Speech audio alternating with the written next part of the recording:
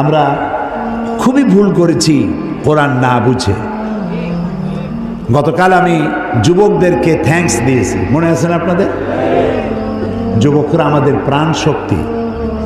যুবকরা যদি এগিয়ে আসে, কোরআন বোঝার কম্পিটিশনে যদি এগিয়ে আসে, কতই না ভালো হবে যদি তারা কোরআন পড়তে শেখে এবং কোরআন বোঝে। তাহলে তারা কোরআনের দিকে আকৃষ্ট হবে এবং কোরআনকেই জীবনের একমাত্র পাথর হিসেবে গ্রহণ করবে। সে কথাগুলি আমি সামনে গিয়ে বলব। তো আল্লাহ তাআলা বলছেন যে এই কোরআনের মধ্যে শুধু নামাজ রোজা হজ যাকাত না।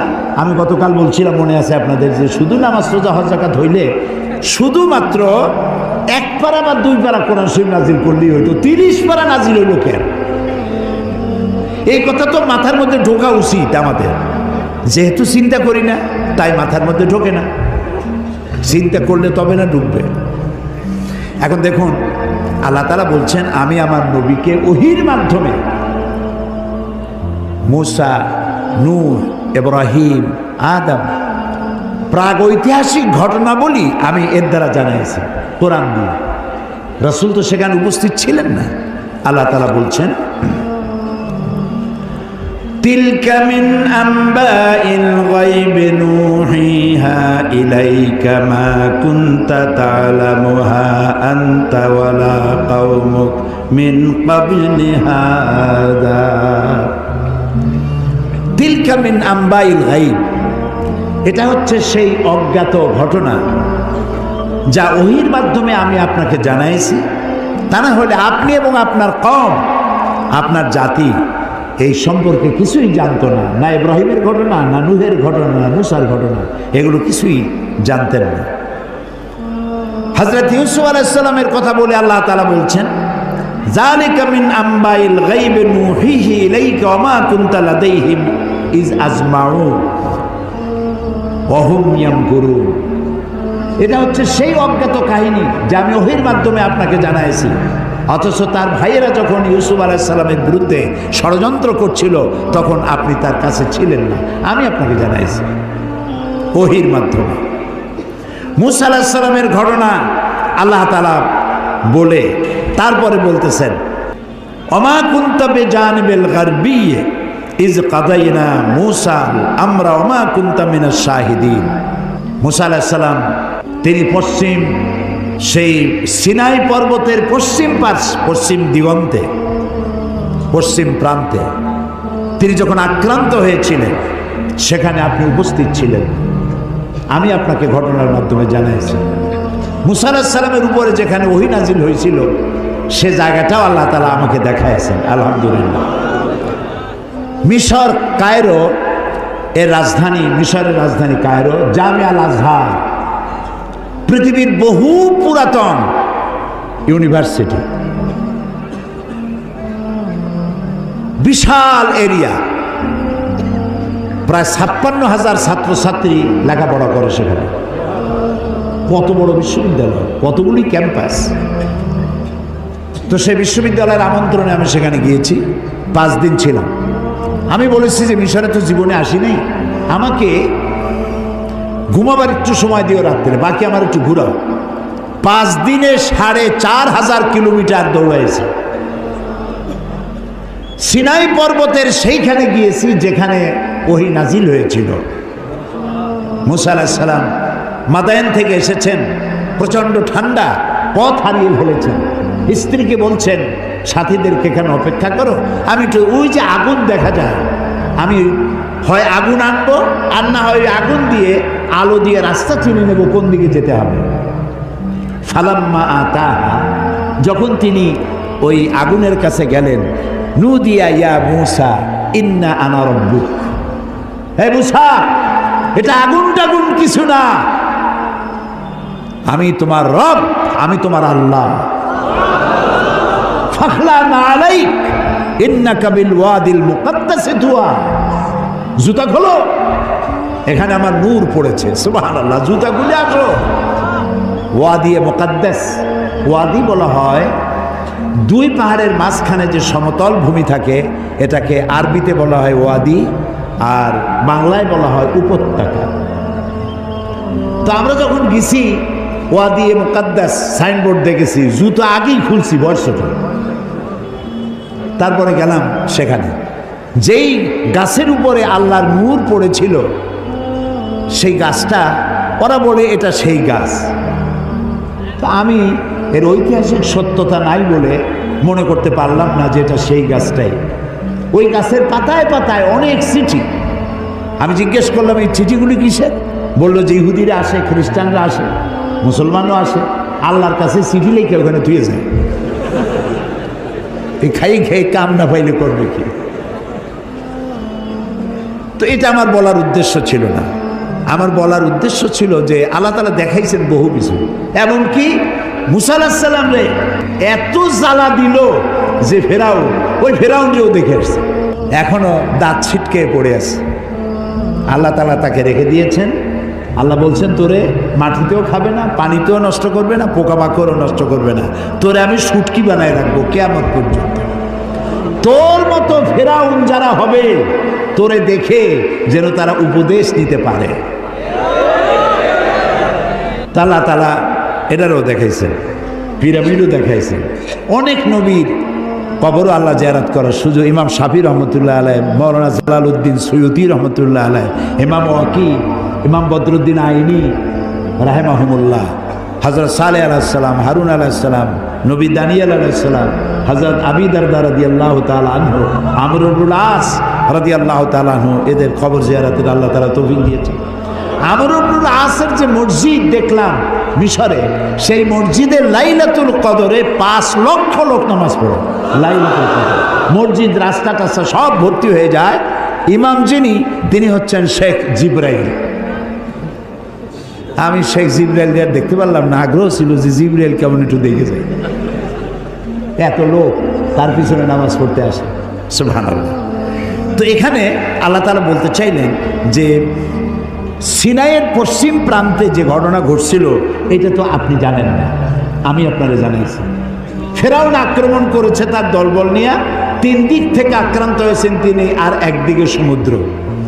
সাথীরা বলছে ইন্না লামুদরাকুন, ইন্না লামুদরাকুন, আমরা তো পাকড়া হয়ে গেছি, আমাদের তো পালাবার কোনো উপায় নাই।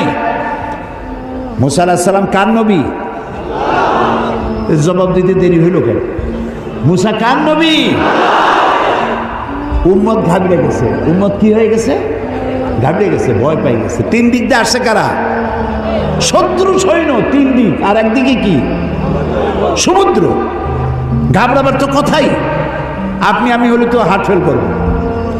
কোন দিকে যাবো? ফাইনাতা যাবো, যাওয়ার জায়গা নেই। কিন্তু মুসা আলাইহিস সালাম আল্লাহর নবী, তিনি বলছেন কাল্লা কাল্লা, কখনোই নয়, ভয় পেও না, রব্বি সায়াহদিন, অবশ্যই আল্লাহ আমাদেরকে পথ বের করে দিবেন। কাজী মেঘের মতো কালো ঘন কৃষ্ণ মেঘের মতো উত্তর গগন কালো মেঘে ছেয়ে গেছে, থমথমে ভাব, ঝোড়ো হাওয়া এখনই প্রবাহিত হবে।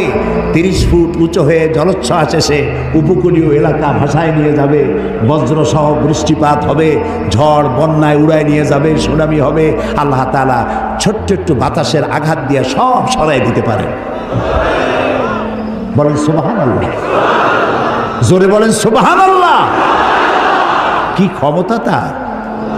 ফাআলুল লিমা ইউরিদ, যা খুশি তাই করতে পারে। তো আল্লাহ তাআলা ওহীর মাধ্যমে এই কথাগুলি জানাইছেন। বিজ্ঞানীরা, ওই যে বলছি যে বিজ্ঞানীরা যে কথাগুলি আজ বলতেছে, যেমন 1665 খ্রিস্টাব্দে স্যার আইজ্যাক নিউটন, তিনি দেখলেন গাছের থেকে একটা আপেল পড়লো মাটিতে। তিনি তখন চিন্তা করলেন যে আপেলটা মাটিতে পড়লো কেন, এটা তো উপরে উঠে যেতে পারত। এইটা চিন্তা করলেন। চিন্তা করে করে 1665 খ্রিস্টাব্দে তিনি মাধ্যাকর্ষণ শক্তি, ল অফ গ্র্যাভিটেশন, এটা আবিষ্কার করলেন। কত খ্রিস্টাব্দে? 1665। অথচ কোরআনে কারীম স্যার আইজ্যাক নিউটনের জন্মের 1000 বছর আগে সূরা ফাতির 41 নম্বর আয়াত আল্লাহ তাআলা বলছেন ইন্নাল্লাহা ইউমসিকুস সামাওয়াতি ওয়াল আরদা আন তাজুলা, নিশ্চয়ই আল্লাহ তাআলা চন্দ্র, সূর্য, গ্রহ, নক্ষত্র সব একটার সাথে আরেকটাকে সম্পৃক্ত করে রেখেছেন, যাতে একটার থেকে আরেকটা বিচ্ছিন্ন হয়ে না যায়। এটাই হচ্ছে ল অফ গ্র্যাভিটেশন। এই মাধ্যাকর্ষণ শক্তির কথা কোরআন ১৫০০ বছর আগে এ কথা আল্লাহ তাআলা বলেছেন। তো দুর্ভাগ্য, কোরআন বুঝি না, কোরআন শুধু সবের নিয়তে পড়ি। একবার সূরা ইয়াসিন পড়লে 10 খতম কোরআন শরীফ এর সব। এই যদি হয় তাহলে গোটা কোরআন শরীফ পড়ার আমার দরকার থেকে, খালি সূরা ইয়াসিন পড়লেই তো হলো। 3 বার সূরা ইখলাস পড়লে 1 খতম কোরআন শরীফের সব। তাহলে কোরআন পড়বি কেন মানুষ? আহারে মানুষ, আহারে কপাল পড়া মানুষ। এখন চন্দ্র, সূর্য, গোটা সৌরজগৎ সব ঘুরছে। এটা কোপার্নিকাস, গ্যালিলিও, নিউটন, আইনস্টাইন ওনারা আবিষ্কার করেছেন যে সব কিছু ঘুরছে। এটা বলতেছেন ওনারা এই কয়েকশো বছর আগে। অথচ ১৫০০ বছর আগে আল্লাহ তাআলা কোনটা ঘোরে? চন্দ্র ঘোরে না সূর্য ঘোরে না দুনিয়া ঘোরে? কে ঘোরে? একথা সূরা ইয়াসিনে আল্লাহ তাআলা তার নবীর কাছে বলে দিয়েছেন। লাশ-শামসু ইয়ানবাগি লাহা আন তুদরিকাল কামারা ওয়ালাল লাইলু সাবিকুন নাহার ওয়া কুল্লুন ফি ফালাকিন ইয়াসবাহুন। প্রবল জ্ঞানী হইবে যাহারা, আপন মনেতে বুঝিবে তাহারা। রাত্রি পারে না আগে যাইবার, দিনের স্থান করে অধিকার। যার যে স্থান বহাল রাখিয়া ভ্রমণ করেছে খোদাকে ডরিয়া। শুধু পৃথিবী করে না, আল্লাহ তাআলা বলছেন ওয়া কুল্লুন ফি ফালাকিন ইয়াসবাহুন। যা কিছু আছে মহাশূন্যে, এই পৃথিবীটাও মহাশূন্যে। পৃথিবীটা কোথায়? মহাশূন্যের উপর ভাসমান। তো মহাশূন্যে অকুল্লুন ফি ফালাকিন ইয়াসবাহুন, মহাশূন্যে যা কিছু আছে সব ঘুরতেছে আর ঘুরছে। Activities life, inactivities death. যতদিন ঘুরবে ততদিন সব ঠিক থাকবে। আর যেদিন এই ঘূর্ণায়মানের এই চক্রের আবর্তন বন্ধ হয়ে গিয়ে যখন ঘোরা বন্ধ হবে, তখন একটা প্রচণ্ড আঘাতের মাধ্যমে, প্রলয়ঙ্করী আঘাতের মাধ্যমে দুনিয়ায় কিয়ামত অনুষ্ঠিত হয়ে যাবে। তো আল্লাহ তাআলা কোরআনে কারিমে এই কথাগুলি অনেক আগে বলে রেখেছেন।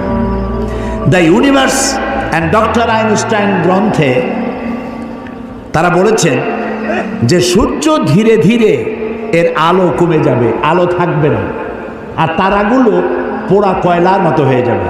কারা বলতেছে? বিজ্ঞানীরা বলছে।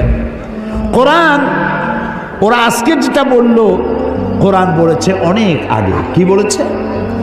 ইয়াসআলু আইয়ানা ইয়াউমুল কিয়ামাতি ফাইযা বারিকাল বাসারু ওয়া খাসাফাল কামারু ওয়া জুমিআশ শামসু ওয়াল কামার। আল্লাহ তাআলা বলছেন এরা রাসূলকে জিজ্ঞেস করে কিয়ামত কবে হবে। আল্লাহ তাআলা বলছেন জবাব দিয়ে দেন, কিয়ামত হবে যে সময় চন্দ্র আলো হারিয়ে ফেলবে, সূর্য আলো হারিয়ে ফেলবে, আর চাঁদ আর সূর্য এগুলি সব একাকার হয়ে যাবে।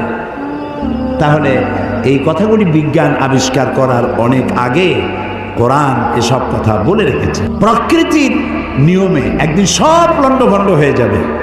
কুল্লু মান আলাইহা ফান। আল্লাহ তাআলা বলেছেন সব ধ্বংস হবে, কিচ্ছু থাকবে না আল্লাহ ছাড়া। কে ছাড়া? আল্লাহ ছাড়া কেউ থাকবে না, কিচ্ছু থাকবে না। এ কথা বিজ্ঞান জানার আগে আল্লাহ তাআলা কোরআন শরীফে বলে রেখেছেন। এই যে মাত্র 100 বছর পর্যন্ত, গত 100 বছরের আগ পর্যন্ত পৃথিবীর মানুষের ধারণা ছিল যে চাঁদ নিজে আলো দেয়, চাঁদ নিজে আলো দেয়।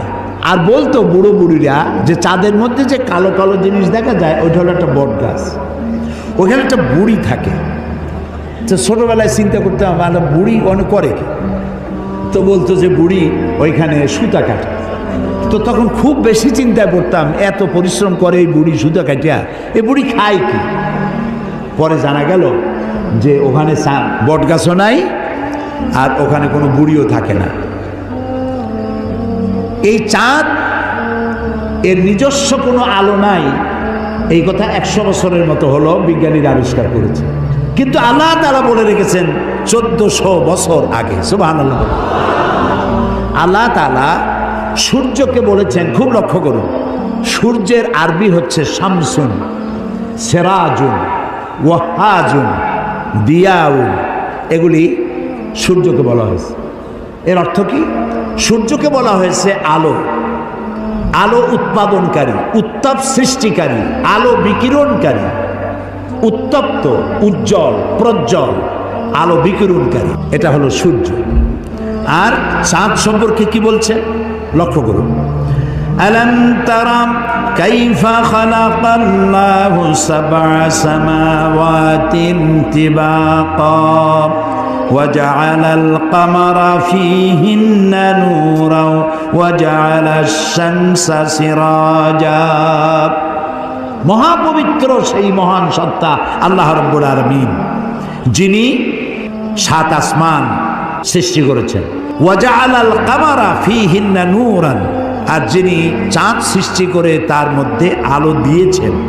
ওয়াজআলাশ শামসা সিরাজা, আর সূর্যকে করেছেন উজ্জ্বল আলো সৃষ্টিকারী। দেখুন, সূর্যকে বলা হলো শামসুন, উত্তপ্ত আলো, উত্তাপ সৃষ্টি করে যেটা, সেটার নাম শামসুন, সিরাজুন, ওয়াহাজুন, দিয়াউ। আর চাঁদের কথা বলতে গিয়ে আল্লাহ তাআলা বলেছেন কামারা মুনিরা। চাঁদের আরবি হলো কামার, আর মুনিরা মানে আলোক প্রাপ্ত। চাঁদের নিজের কোনো আলো নাই, আলো প্রাপ্ত হয়ে সেই আলো সে বিকিরণ করে। এই কথা কোরআন শরীফে আল্লাহ তাআলা 1400 বছর আগে বলে দিয়েছেন। সুবহানাল্লাহ। এরপরে আপনারা দেখুন, এই যে উদ্ভিদ, গাছপালা, গাছ আমাদের জীবনের শত্রু নাকি? গাছ আমাদের কি? কাজে যেখানে পান সমানে কাটেন। মানুষ সমানে গাছ কাটে, কিন্তু যে পরিমাণ কাটে সে পরিমাণ গাছ তারা লাগায় না। এই গাছ সম্পর্কে, গাছ আমাদের যে বন্ধু, গাছটা আল্লাহ রাব্বুল আলামিন আমাদের জন্য নিয়ামত হিসেবে দিয়েছেন। এটার কাজ হচ্ছে কি? আল্লাহ তাআলা বলছেন ওয়াল আরদা বা'দা যালিকা দাহাহা আখরাজা মিনহা মাহা ওয়া মারআহা। এই উদ্ভিদগুলো, এর থেকে তরুলতা, উদ্ভিদ তরুলতা, এর থেকে বায়ু নির্গত হয় এবং তিনি এই দিয়ে জমিনকে সুন্দর করে প্রতিষ্ঠিত করেছেন। এবং এই গাছপালা তোমাদের জন্য এবং তোমাদের পশুর জন্য, তোমাদের জন্য অত্যন্ত বিরাট সম্পদ। তার মানে মানুষ, আমরা যে বাতাস থেকে অক্সিজেন নেই, যখন আমরা অক্সিজেনটা নিয়ে যখন ছেড়ে দেই, তখন যেটা ছাড়ি ওইটাকে বলা হয় carbon die oxide. Carbon die oxide হচ্ছে বিষ। এই যে আপনারা এখানে হাজার হাজার মানুষ বসে আছেন, আপনারা প্রত্যেকেই বাতাস থেকে অক্সিজেন নিচ্ছেন, আর যেটা ছাড়তেছেন সেটা বিষ। এই বিষটাকে পরিশুদ্ধ করার মতো কোনো ফ্যাক্টরি পৃথিবীর কাছে নাই। আল্লাহ তাআলা গাছ বানাইছেন। গাছের খাদ্য হলো, আপনি যেটা ফেলে দেন, নাক দিয়া মুখ দিয়া যেটাকে উদ্গীরণ করেন, ফেলে দেন, নিঃশ্বাস যেটা বের করে দেন, ওটা হলো গাছের খাদ্য। আর প্রতি মুহূর্তে সূর্যের উত্তাপ আর গাছের সবুজ রং দুটিতে মিলে এক প্রকারের রন্ধন ক্রিয়া হয়, আর ওর মধ্য দিয়ে কার্বন ডাই অক্সাইডকে প্রতি মুহূর্তে আল্লাহ রাব্বুল আলামিন অক্সিজেন বানাইয়া গাছের ভিতর থেকে বের করে দেয়। সুবহানাল্লাহি বিহামদিহি।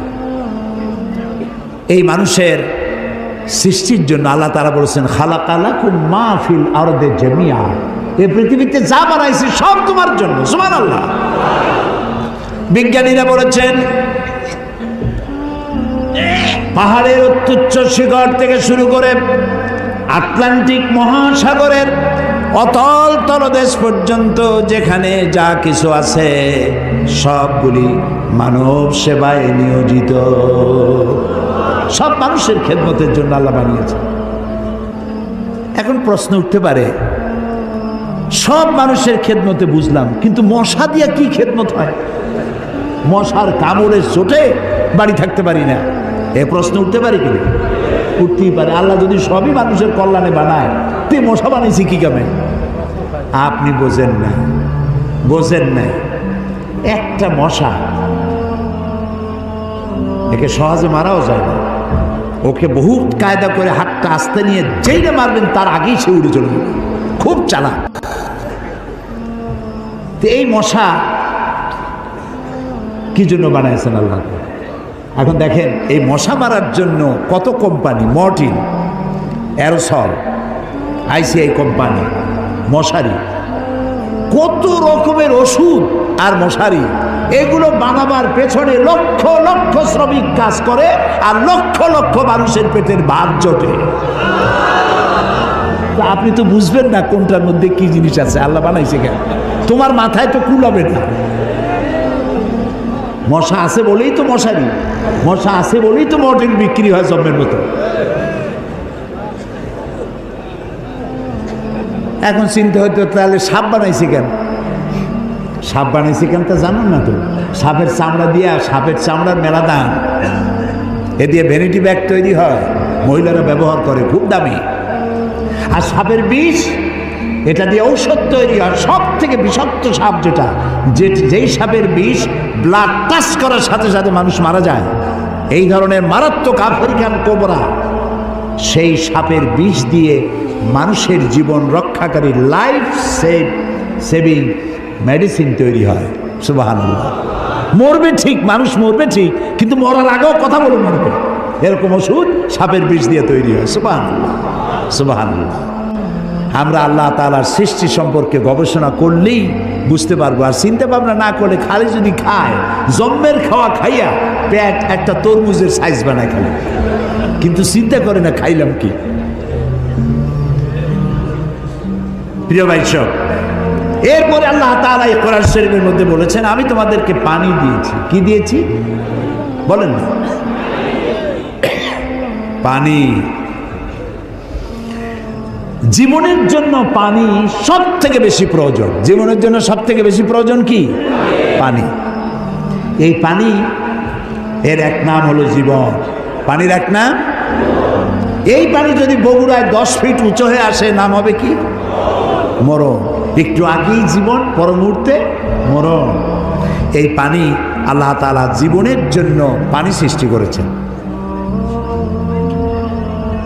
ফারাক্কার বাঁধটার নানান রকমের বাঁধ দিয়ে, আন্তর্জাতিক নদীর বাঁধটার দিয়ে পানির সর্বনাশ হবে, নদীর নাব্যতা কমে যাবে, আপনার পানির সংকট হতে পারে। এটা সব থেকে বেশি কে জানে? এই আল্লাহর নামে তো আসছে কোন কেন? কে জানে? ওই আল্লাহ রাব্বুল আলামিন প্রাণী জগতের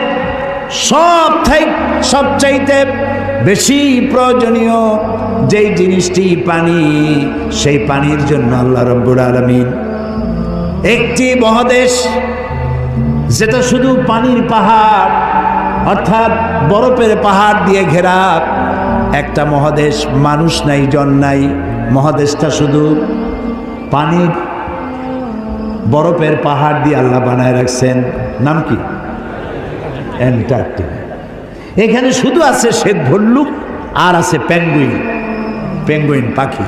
এই পেঙ্গুইন পাখি পানির মধ্যেও ডুবাইতে পারে, বাতাস দিয়েও উঠতে পারে। এই পেঙ্গুইন পাখিগুলি আমি দেখেছি, সে ডিম পেড়ে তাকে 3 মাস 90 দিন ডিমে তা দিতে হয়। ডিমটা পারলো কিসের মধ্যে? বরফের মধ্যে। এখন ওর তো তাপ না হলে তো ফুটবে না, সেই জন্য ওইটার উপরে তাকে দাঁড়ায় থাকতে হবে। পেঙ্গুইন কিন্তু আবার এই শুইতে বসতে পারে না, দাঁড়ায় থাকে। আর গায়ে একটা কালো চাদরের মতো, বুকটা সাদা, মনে হয় সৌদি প্রিন্স। হাঁটেও খুব কায়দা করে, জমিদারি স্টাইলে হাঁটে। তো বাচ্চা ডিম দিয়ে ডিমের উপরে সে দাঁড়ায় থাকে, তার শরীরের একটা অংশ ডিমের উপরে দিয়ে দাঁড়ায় থাকে। 3 মাস 90 দিন দাঁড়ায় থাকতে হবে। এই 90 দিন সে খাবে কি? ওর স্বামীকে, পুরুষ পেঙ্গুইনকে আল্লাহ এত দয়া দিছেন, ও মাছ ধরে ধরে প্রত্যেক দিন ওর বউরে খাওয়ায়। সুবহানাল্লাহ, সুবহানাল্লাহ। এই যে টেলিভিশনের মধ্যে নানান রকমের আছে কি বলে চ্যানেল, এইসব হাবিজাবি উল্লুক মার্কা লাভ ঝাপ না দেখা অ্যানিমেল প্ল্যানেট দেখেন, ডিসকভারি দেখেন, ন্যাশনাল জিওগ্রাফি দেখেন। পশুর মধ্যেও কত মায়া আল্লাহ দান করেছেন। আমার নিজের চোখে দেখলাম এক ক্ষুধার্ত বাঘ না সিংহী, এই সিংহী ক্ষুধার্ত একটা হরিণের পালের উপরে জাম্প করেছে, হরিণ দিছে দৌড়, কিন্তু একটা বাচ্চা হরিণ সে কোনো রকম দাঁড়ায় আবার পড়ে যায়, দাঁড়ায় মনে 3-4 দিন হয়েছে, দৌড়াইতে পারে না। সিংহটা ওর কাছে গেল, আমি মনে করলাম যে খাইয়ে ফেলাবে এখনই। তা দেখলাম যখন হরিণটা পড়ে যায় তখন হাতটা দিয়ে এরকম উঁচু করে দাঁড় করায় দেয়, এইভাবে দাঁড় করাইলো, শুয়ে পড়লো, দাঁড় করাইলো, সে এরকম ঠেলতে ঠেলতে নিতে নিতে সিংহীর বাচ্চাগুলি যেখানে শোয়া সেইখানে এই বাচ্চাটারে নিয়ে গেল, নিয়ে নিজে কাইত হয়ে শুয়ে পড়লো। বাচ্চারাও, সিংহের বাচ্চারাও দুধ খাইলো, হরিণের বাচ্চাটাও দুধ খাওয়ালো। তার মানে এই সিংহ তার হিংস্রতা মাতৃত্বের স্নেহের সামনে এটা অবনমিত হয়ে গেছে, হার মেনে গেছে। সুবহানাল্লাহ। আমাদের দেশে যখন মারামারি হয় একটু বোঝা উচিত যে কারে মারতেছি। এই যে মারতেছি, ওর বউ তো বিধবা হয়ে যাবে, ওর বাচ্চাটা তো এতিম হয়ে যাবে। এই চিন্তা যদি আমাদের থাকতো, পশুর যে জ্ঞান আছে আমাদের তাও নাই। এই পৃথিবীতে যত কুমিরে মানুষ মারলো, কুমিরে খাইলো, হাঙ্গরে খাইলো, বাঘে খেলো, সাপে খেলো, পৃথিবীর সমস্ত প্রাণী, হিংস্র প্রাণীরা যত না মানুষ মেরেছে তার থেকে 1000 গুণ বেশি মানুষেরা নিজেরা মারামারি করছে, বেশি মরেছে, বেশি। আকল কাজ করে না, কমন সেন্স কাজ করে না। তো আল্লাহ তাআলা এই পানি দিয়েছেন, পানির অনেক দাম। এই যে এখানে মহিলাদের মাহফিল ছিল, আপনারা যত পুরুষ আসছেন এর থেকে কোনো অংশে কম হয় নাই। এত মেয়ে লোক আসছিল সকাল 10টায়, আলহামদুলিল্লাহ। আমি বগুড়ার সমস্ত মা বোনদেরকে আমার অন্তরের অন্তঃস্থল থেকে ধন্যবাদ জানাই। তারা বহু প্রশ্ন আমাকে করেছেন, এক গাদা প্রশ্ন, সব প্রশ্নের জবাব দিতে গেলে হয়তো রাত এই পর্যন্ত হয়ে যেত। এত প্রশ্ন করছে, খাইয়া না খাইয়া যদ্দূর পারছি জবাব দিছি। তার মধ্যে একটা প্রশ্ন ছিল পানির ব্যাপারে, পানি অপচয় করা যাবে কিনা। আমি বলেছি আমি তো জবাব আন্দাজে দেই না, আমি আলহামদুলিল্লাহ, আল্লাহ শকর, আপনারা যারা এখানে আলেম বসে আছেন আমি আপনাদের পর্যায়ে পড়ি না, আমি খুবই ছোট মানুষ, তালেবে ইলম মানুষ। আমি যেটুক পড়েছি সেটুক বলি, না পড়িয়া না দেখা আন্দাজে গপ্প করি না। তো আমি হাদিসে পড়েছি, সাহাবায়ে কেরাম প্রশ্ন করেছেন রসুলের কাছে, আমরা উজু করতে গেলে রসুল বলেছেন পানি অপচয় করবা না। সাহাবী একজন প্রশ্ন করলেন যে উজু করতে গিয়ে একটু বেশি পানি খরচ হলে তাতে কোনো অসুবিধা আছে? রসুল জবাব দিলেন, তুমি যদি প্রবাহিত নদীর কিনারে দাঁড়াইয়া উজু করো পানির অপচয় করতে পারবা না। সুবহানাল্লাহ বলবেন না? এখন আপনি কত পানি খরচ করেন দেখেন তো, টেপ একটা সাইয়া দিয়া জনমের মতো, একটা চায়ের কাপ ধুইতে গিয়ে একটা কলস ধোয়ার পানি খরচ করতেছে। বগুড়া কি গ্যাস আছে? আছে। একটা মেসের কাঠি খরচ হবে সারা দিন, গ্যাসের চুলা জ্বলতে থাকে।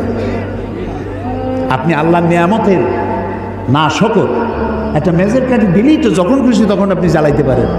আপনি কেন বাড়িতে বলেন না যে জ্বালাই রাখবে না? অধিকাংশ বাড়িতে এইভাবে এই গ্যাসের চুলা জ্বলে থাকে বলে আমরা খবর পেয়েছি। অন্যায়। প্রত্যেকটি নিয়ামত সম্পর্কে কিয়ামতে আল্লাহর কাছে জবাবদিহি করতে হবে। কাজে এগুলি নিয়ামত। এখন এই পানি আল্লাহ তাআলা বলছেন, দেখো সৃষ্টি জগতের জন্য পানি প্রয়োজন, সেই পানিটা আমি জলাধার করেছি। এই নদীগুলো কে কাটছে? আছে না বগুড়া নদী আছে না, নাম কি? করতোয়া নদী। আর না করতোয়া এখন তো দৈনিক পত্রিকা, নদী গেছে পত্রিকা হয়ে। বাঙালি যমুনা, ও যমুনা আছে। আচ্ছা, এই নদীগুলো কে বানাইছে? কোন সরকার? কে বানিয়েছেন? অসংখ্য নদী বানালেন, সমুদ্র বানালেন, মহাসমুদ্র বানালেন। পৃথিবীর 4 ভাগের 3 ভাগ পানি আর 1 ভাগ হচ্ছে স্থল। এই পানি আল্লাহ তাআলা জলাধার বানায় রেখেছেন। নদী কি সোজা না আঁকাবাঁকা? খালগুলো সোজা না আঁকাবাঁকা?